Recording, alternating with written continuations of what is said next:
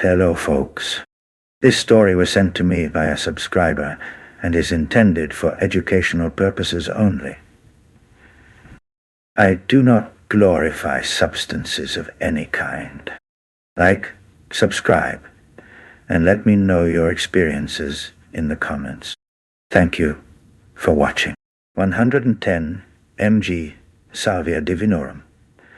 I became a fold in the couch and witnessed a divorce. It was supposed to be a quick hit. Just a small adventure, I told myself. I had the day off. The house was quiet, and I had just cleaned my living room, which for some reason felt like a spiritually significant act at the time. I loaded the salvia into a pipe I bought at a Renaissance fair, the kind etched with tiny dragons, and probably cursed. I sat cross-legged on my carpet, facing the couch, like it was some kind of mentor. I exhaled to smoke, and then I ceased. Not in a gentle way, not in a flow into the universe way, more like a trapdoor opened beneath every assumption I had about being a person, and I plummeted straight into the geometric ribcage of reality. One moment I was me, and the next I was a strip of upholstery fiber, a literal fold in my own couch. I wasn't sitting on the couch. I was the couch, and not just any part. I was that annoying crease where the remote always disappears. I could feel the crumbs of old popcorn embedded in my soul. I could hear the springs whispering about the before times when they supported better butts. I tried to scream, but I didn't have a mouth. I tried to move, but the only movement I had was when someone sat on me. And someone did. A woman I didn't know sat down hard and started crying. She was wearing a bathrobe and fuzzy slippers, and she kept saying, "It's just a toaster, Larry. It's just a toaster." Then a man entered, presumably Larry, holding a toaster in one hand and a goldfish bowl in the other. He yelled something about betrayal and pastry settings.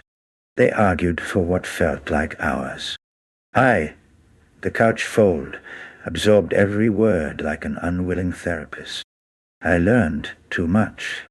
Larry had unresolved issues with his mother. The woman had dreams of opening a crab-themed bakery. Neither of them respected the fish. The fight ended with Larry storming off into what looked like a hallway made of stained glass. And bad decision. The woman turned to me, the couch, not realizing I was sentient, and said, "You understand, don't you?" I wanted to comfort her, but all I could do was twitch slightly, which caused a stale peanut to fall from one of my folds. She took this as a sign and left. Suddenly, the room collapsed inward like someone had hit reset on a very fragile game. My vision pixelated, then reformed into something else entirely. I was no longer a couch. I was now a zipper on a jacket worn by an elderly pelican giving a lecture to a group of taxidermied librarians. The topic was emotional inflation in post-cardboard economies. I didn't understand the words, but I felt their truth deep in my teeth. The pelican turned slowly and looked directly at me. The zipper, not the audience. "You've gone too far," he croaked. "You've unzipped the metaphor." I blinked. Or more accurately, I simulated the idea of blinking. I was back in my living room, but everything was wrong. The walls were made of puzzle pieces that didn't fit. The clock was melting downward and sobbing softly.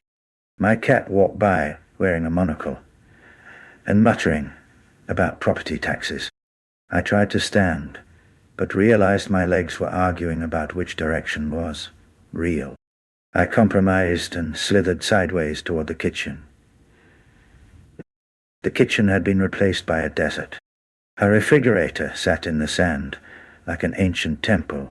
A tumbleweed rode by, whispering Latin. I opened the fridge door. Inside was a tiny courtroom. A jury of spoons.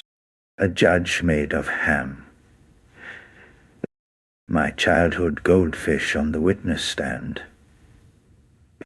He forgot to feed me, it declared. He let me float. The ham judge looked at me and said, "Do you deny it?" I tried to protest, but my voice came out as elevator music. The spoons nodded grimly. I escaped through the freezer, which led to a dark hallway filled with animatronic versions of myself doing mundane tasks. Paying bills, brushing teeth, watching reruns.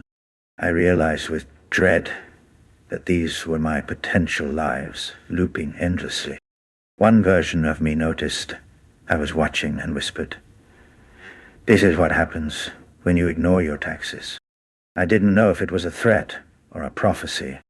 Eventually, the hallway collapsed into itself, and I was catapulted backwards through layers of memories, childhood dreams, failed plans, and that one time I ate an entire lasagna alone at 2 a.m.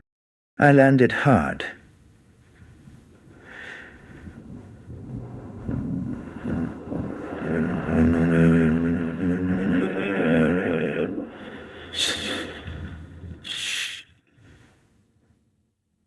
Back in my body, I was face down on the carpet. My cat was licking my ear and looked mildly concerned, or maybe disappointed. The TV was still playing the menu screen for a nature documentary I had forgotten I put on. I sat up slowly. My mouth tasted like forgotten furniture. Type was still in my hand, somehow unbroken. The room looked normal again, but I felt folded, like I hadn't fully returned, or maybe I left something behind in couch dimension. I stood up, stretched, and swore I heard the couch sigh with relief. I looked at it warily. It looked back, as much as a couch can.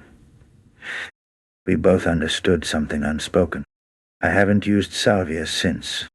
Not because I'm afraid, but because I still feel the faintest tug in my spine every time I sit down, as if the furniture is waiting. Watching. How? Whispering.